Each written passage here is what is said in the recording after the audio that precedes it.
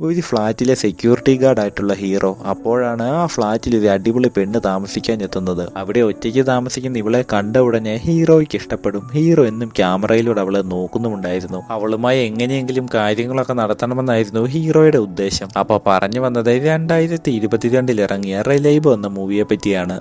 മൂവിയുടെ തുടക്കം നമ്മളെ കാണിക്കുന്നത് ജിമ്മി എന്ന പടത്തിലെ ഹീറോയാണ്. പുള്ളി ഒരു ഫ്ലാറ്റിലെ സെക്യൂരിറ്റി ആയിട്ടാണ് വർക്ക് ചെയ്യുന്നത്. നൈറ്റ് ഷിഫ്റ്റ് ആയിട്ടാണ് പുള്ളി വർക്ക് ചെയ്യുന്നത്. പകല് മുഴുവൻ മൈക്കിൾ എന്ന മറ്റൊരാളാണ് അവിടെ വർക്ക് ചെയ്യുന്നത്. ഫ്ലാറ്റിലെ CCTVയിലൂടെ കണ്ട് അവിടെയുള്ള എല്ലാ ആളുകളുടെയും ജീവിതം ഇവർക്കറിയാം. അതുമാത്രമല്ല അവിടെയുള്ള എല്ലാ ആളുകൾക്കും ഇവർ ഒരു കോഡ് നെയിമും കൊടുത്തിട്ടുണ്ട്. അതിലെ പ്രധാനപ്പെട്ട ആളാണ് മിസ് എഫ് എന്ന പടത്തിലെ ഹീറോയിൻ.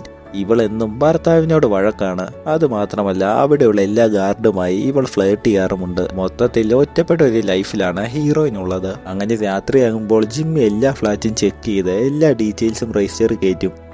രാവിലെ ആകുമ്പോൾ ജിമ്മി വീട്ടിലും എത്തും. ജിമ്മിയുടെ വീട്ടിൽ വൈഫായിട്ടുള്ള റെബേക്കയുണ്ട്. റെബേക്കയുമായി ജിമ്മി നല്ല ഇഷ്ടത്തിലാണ്. വീട്ടിലെത്തി ഫുഡൊക്കെ കഴിച്ച് റെബേക്കയുമായി തമാശയൊക്കെ പറഞ്ഞിരിക്കും. പുറമേ നോക്കുമ്പോൾ നല്ല കപ്പിൾസ് ആണെങ്കിലും ജിമ്മിയുടെ ഉള്ളിൽ എന്തൊക്കെയോ ഉണ്ട്. അങ്ങനെ ഒരിക്കൽ മൈക്കിൾ ജിമ്മിയോട് പറയും പുതിയ ഫ്ലാറ്റിൽ നല്ലൊരു അടിപൊളി പെണ്ണ് വന്നിട്ടുണ്ടെന്ന്.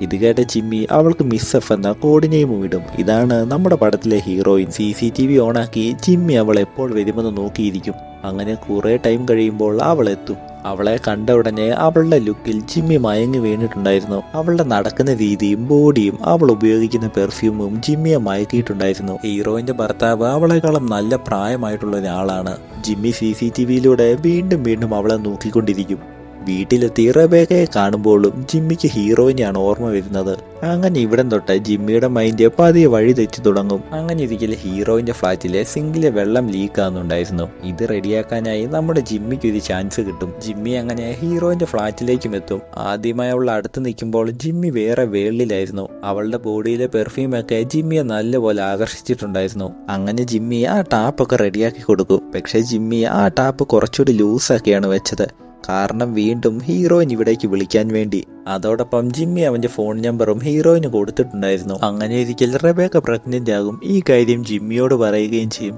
പക്ഷെ ജിമ്മിയുടെ മൈൻഡ് മുഴുവൻ അപ്പോഴും ഹീറോയിനായിരുന്നു. റെബേക്കയുടെ സേവിങ്സിൽ നിന്ന് കുറച്ച് പണം മോഷ്ടിച്ച് ജിമ്മി ഹീറോയിൻ ഉപയോഗിക്കുന്ന അതേ പെർഫ്യൂം വാങ്ങും. അതിടയ്ക്ക് മണക്കുമ്പോഴൊക്കെ ജിമ്മി ഹീറോയിനെ പറ്റി ഓർക്കും. ഈ പെർഫ്യൂം ജിമ്മി റെബേക്കയ്ക്ക് ഗിഫ്റ്റ് ആയിട്ട് കൊടുക്കും. ഇത് റെബേക്ക അടിക്കുമ്പോഴെല്ലാം ഹീറോയിനെയാണ് ജിമ്മിക്ക് ഓർമ്മ വരുന്നത്. റെബേക്ക ഈ പെർഫ്യൂം അടിച്ച ശേഷം ജിമ്മിയുമായി കാര്യങ്ങളൊക്കെ നടത്തും. എന്നാൽ ജിമ്മിയുടെ മൈൻഡിലോ ഹീറോയിനായിരുന്നു. അങ്ങനെ ജിമ്മിയുടെ മോഹം ഓരോ ദിവസം കൂടി കൂടി വരും. അങ്ങനെ ഒരിക്കലാണ് ഹീറോയിന്റെ വയസ്സായിട്ടുള്ള ഭർത്താവ് പുറത്തു പോയെന്നും അവള് വീട്ടിൽ ഒറ്റയ്ക്കാണെന്നും അതോടൊപ്പം അവൾക്ക് മറ്റൊരു ബോയ്ഫ്രണ്ടുമായി ബന്ധമുണ്ടെന്നുള്ള കാര്യം ജിമ്മി അറിയുന്നത്. ജിമ്മി ഇതെല്ലാം കണ്ടെത്തിയെന്നുള്ള കാര്യം ഹീറോയിനും അറിയും. അങ്ങനെ ഒരിക്കൽ ജിമ്മി ബൾബ് മാറാനായി ഹീറോയിന്റെ വീട്ടിലേക്ക് എത്തും. അന്ന് ഹീറോയിന്റെ ഭർത്താവും വീട്ടിലുണ്ടായിരുന്നു.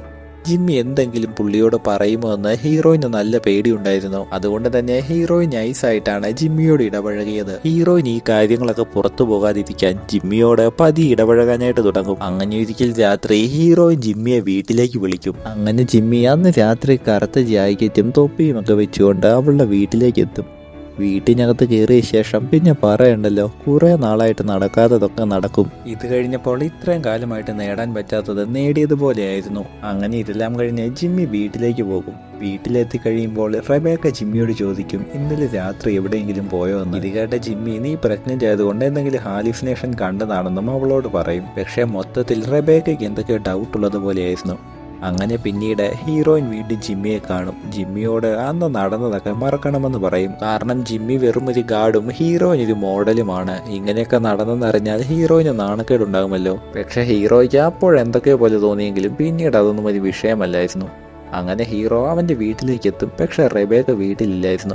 അവൻ അവിടെ നിന്നിറങ്ങി ഒരു കടയിൽ പോയി ചോദിക്കും. അവർ പറയും റെബേക്ക ആശുപത്രിയിലേക്ക് പോയെന്ന്. അങ്ങനെ ജിമ്മി ആശുപത്രിയിൽ എത്തുമ്പോഴോ റെബേക്കയുടെ കുട്ടി അബോട്ടായി പോയിട്ടുണ്ടായിരുന്നു. ഇതറിഞ്ഞ് ജിമ്മി നല്ല വിഷമത്തിലാകും. ജിമ്മി മൊത്തത്തിൽ തകർന്നു പോകും. അങ്ങനെ പിന്നീടാണ് ഫ്ലാറ്റിലെ മറ്റൊരു ലേഡി ജിമ്മിയുടെ അടുത്തേക്ക് എത്തുന്നത്. കാരണം പുള്ളിക്കാരിയുടെ പട്ടിയെ കാണാതെ പോയിട്ടുണ്ടായിരുന്നു. ഇതറിഞ്ഞ ജിമ്മി CCTV ഫുള്ള് ചെക്ക് ചെയ്യും. അന്ന് ജിമ്മി ഹീറോയിന്റെ വീട്ടിലേക്ക് പോയ ടൈമിൽ അതുപോലെ തന്നെ മറ്റൊരാളും അവിടേക്ക് മോഷ്ടിക്കാൻ വന്നിട്ടുണ്ടായിരുന്നു. അങ്ങനെ ആ പുള്ളിയെ ക്യാമറ വഴി കണ്ടുപിടിക്കും.